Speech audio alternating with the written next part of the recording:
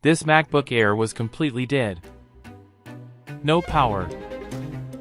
No response. Nothing.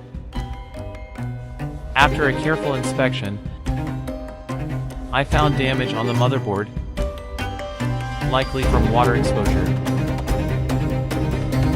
I cleaned the board, replaced the damaged components, and rebuilt the affected area.